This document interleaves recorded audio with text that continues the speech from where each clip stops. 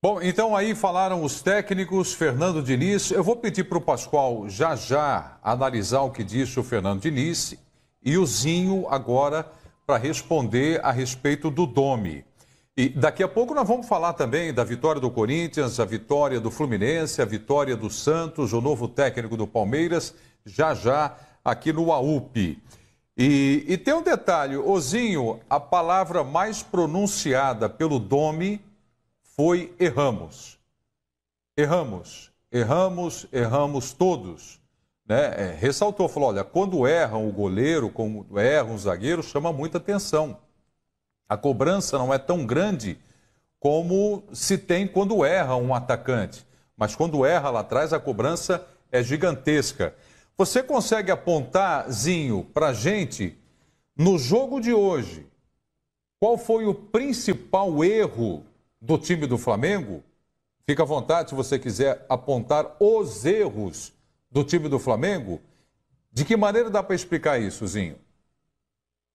Não, eu entendo a colocação do Domi, porque com certeza o atacante às vezes ele erra algumas finalizações, perde alguns gols, e a cobrança ela vai acontecendo naturalmente, mas se não toma gol, se não leva gol, não perde o jogo, não fica tão exposto o atacante ou o jogador de meio.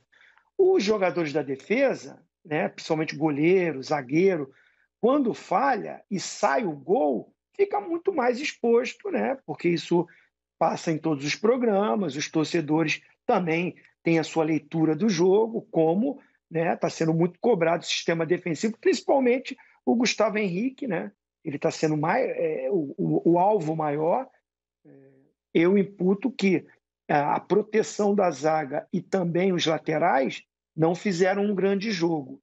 Então, claro que ficou mais visível o pênalti que o Gustavo Henrique fez, né, cometeu, e também o lance que ele vai tentar cortar e acaba ajeitando a bola. Infelicidade. Poderia cair num pé de um outro jogador. Tinha vários jogadores ali perto, mas são coisas da bola, e aí fica mais exposto o jogador da defesa. Isso é verdade. Ofensivamente, eu acho que assim o próprio Domi também errou.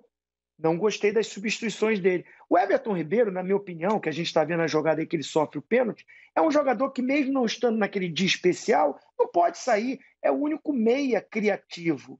Né? Não tem o De Arrascaeta, não tem o Diego, né? O Gerson um pouco sobrecarregado, voltando mais como um volante.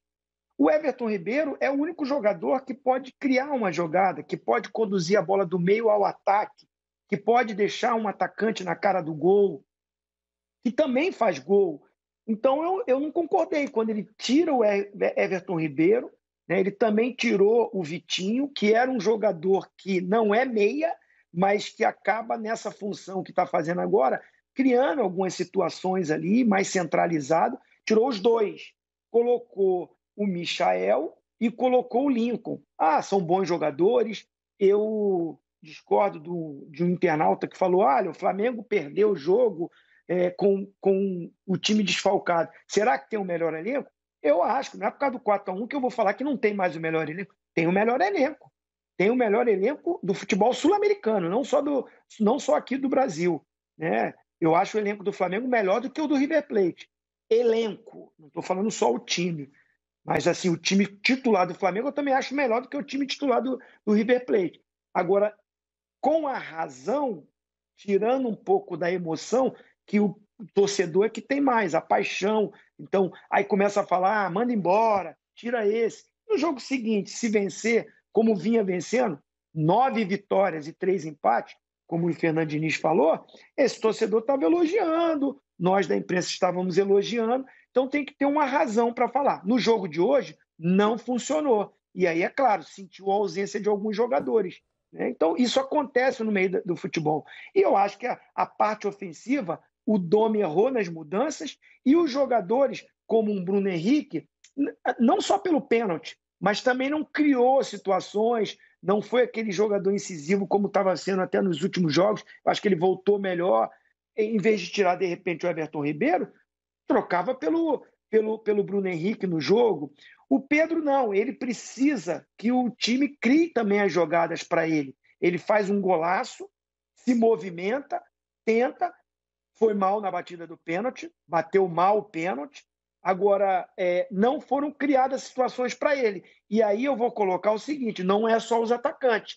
Precisava de um apoio maior do lateral esquerdo, do Felipe Luiz, que não está chegando tanto no apoio, que não está chegando para uma construção de jogo. O Isla, no primeiro tempo, fez isso, no segundo, sumiu do jogo, não apareceu mais.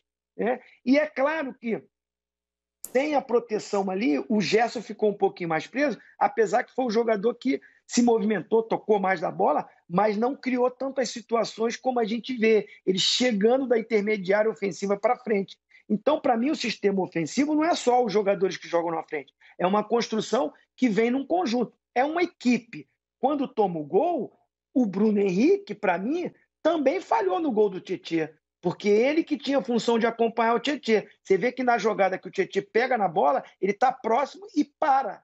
O Felipe Luiz entrou muito como zagueiro, não estava tão aberto, porque quem saiu na cobertura do lado direito foi o Gustavo Henrique, que é lento. Chegou e não diminuiu, permitiu o cruzamento. O garoto Natan tira de cabeça, consegue tirar, mas cai no pé do Tietê, que não foi acompanhado pelo Bruno Henrique. E como o Felipe Luiz entrou muito, ele teve o espaço para fazer o gol. Então o sistema defensivo não é só os 4 zagueiros, não é só os 4 que estão ali atrás, são os volantes, são os meias do lado de campo que voltam para compactar, coisa que o São Paulo fez hoje e perfeitamente fez com as 2 linhas de 4, que diminuiu esse espaço para o Flamengo. E por isso o São Paulo foi merecedor do resultado, na minha opinião. Carlos Eugênio Simon vai falar já já a respeito desse jogo do Maracanã e com relação ao que disse o Fernando Diniz, Pascoal.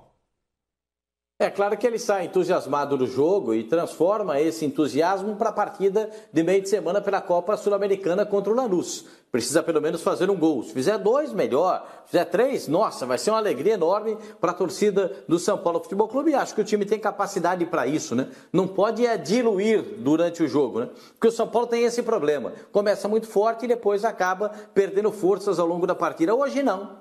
Hoje concordo com o Zinho, diferentemente do que a gente tinha visto, notado no time do São Paulo, em todas as partidas, e até o Mauro Naves falou a respeito disso, nesse jogo do São Paulo a gente viu consistência. E é isso que o treinador fala, que o time precisa manter essa consistência. Elaborado o plano de jogo, faz aquela linha de 4, os laterais passam, o Tietê fez uma partida muito boa pelo time do São Paulo, gostei muito da atuação gostei do Luan foi perfeito na marcação, Luan foi para cima, foi realmente aquele volante que vai dar o bote e não dá moleza para ninguém, gostei muito da atuação do Luan, gostei muito da atuação dos 2 atacantes, por quê? Porque o Brenner, principalmente o Brenner, ele cria um estado de coisas que ele se aproxima da área para finalização. O Luciano já é aquele velocista que pega a bola, dá um tapa no fundo para ele correr, ou ele pega a bola em velocidade para fazer 1 contra 1 contra o adversário. E também foi muito bem na partida de hoje. Então o Fernando Diniz está todo animado. Ele nem achou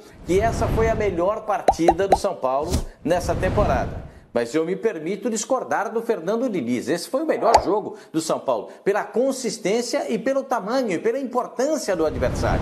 O São Paulo anulou um baita adversário que estava brigando pela liderança do campeonato, junto com o São Paulo. Com esses 3 jogos a menos, o São Paulo pode ser líder na virada do turno, porque existem times que vão fechar o turno com 19 jogos, outros ainda não fecharão o turno, o segundo turno vai começar e tem jogo que não aconteceu do primeiro turno, porque é assim, nesse momento que a gente está vivendo. Algumas partidas foram transferidas, adiadas, e elas serão jogadas na sequência do Campeonato Brasileiro. Então acho que o Fernando Diniz acertou a mão, arrumou a consistência do time contra um adversário que teve alguns problemas de marcação no meio-campo e principalmente na defesa, e o São Paulo se aproveitou dessas oportunidades. Quando o Zinho fala, o Bruno Henrique deu uma arrancada legal para chegar no Tietê, mas de repente no meio do caminho ele desistiu.